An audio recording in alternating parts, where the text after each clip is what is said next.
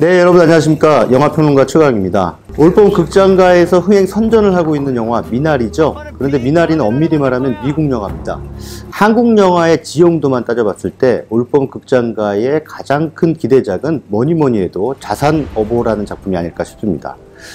사도에서부터 시작해서 동주, 박열까지 잇따른 문제작들을 내놓고 있는 이준익 감독의 신작이기 때문이죠.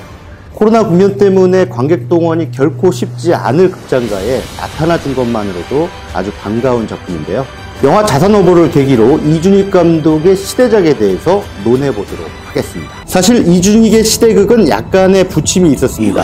이를테면 사도는 대성공이었지만 구름을 벗어난 달처럼 같은 영화는 명백한 실패였죠. 흥행면에서의 성공과 실패를 말하는 게 아닙니다. 완성도에서도 굴곡이 있었다, 이런 얘기입니다. 사도는 비극적인 가족사를 미시적으로 파고드는 육중한 연출력의 집중도가 대단했던 작품입니다.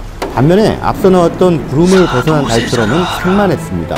임진왜란기를 배경으로 삼은 구름은 벗어날 달처럼의 대립구도는 조선과 조선을 침략한 일본이 아니라 조정을 혁파하려는 이몽학과 외세를 막는 게 우선이라고 믿는 맹인검계 황정학 사이에 있습니다. 이런 외세 침략 앞에 네 분의 모티브는 관객들을 설득시키지 못했습니다. 편리하게 민족주의적인 자아도취를 늘 전면에 내세우곤 했던 다른 영화들과 선을 긋긴 했지만 아주 성찰적이진 않았기 때문이죠. 한마디로 어정쩡한 게 이 영화의 폐인이었습니다.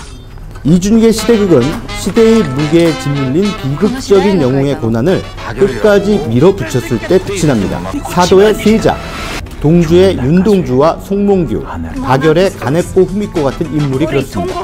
그들 모두 시대와 불화를 일으킨 이들이죠. 이번 작품 자산어보는 어떤가요? 저는 이 영화가 시대와 불화한 이의 일대기라는 점에서 동주나 박열을 닮았지만 시대의 무게를 지나치게 장황하게 설명하고 있다는 점에서는 구름을 벗어난 달처럼의 패착을 닮았다고 생각합니다. 19세기 초 정조대가 끝나고 순조대로 넘어가면서 이른바 삼정의 문란이 극대화되고 백성들은 도탄에 빠집니다.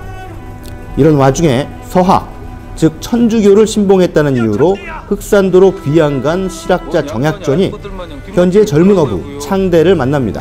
서출이지만 학문에 꽤 관심이 많은 창대에게 가르침을 준다는 구실로 정약전은 그에게서 물고기에 대한 정보를 수집해 기록하기 시작합니다.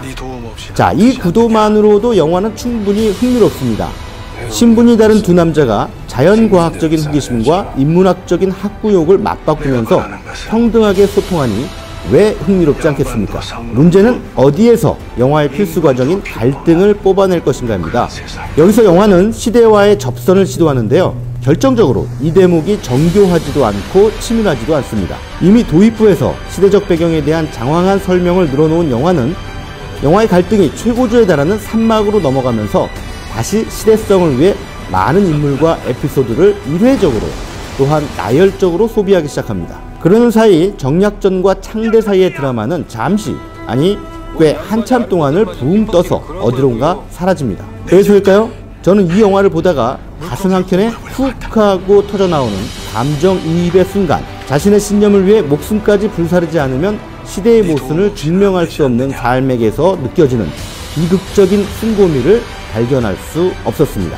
흥미롭되 찰지지 않고 안타깝되 아름답지 않은 거죠. 게다가 왜 이 영화가 굳이 흑백 화면을 채택했는지에 대해 어리둥절할 수밖에 없습니다. 동주 같은 영화가 흑백 화면을 쓴 것은 단박에 이해가 됐습니다. 하지만 이 영화의 경우엔 오히려 흑백보다 컬러 화면이 바다와 사람의 색을 통해 시대성 또는 보편적인 인간의 아름다움을 시각적으로 역설할 수 있었을 텐데 말이죠.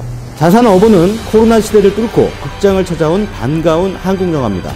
그러나 거기까지입니다. 영화가 좋았다면 고마움이 짙었겠죠.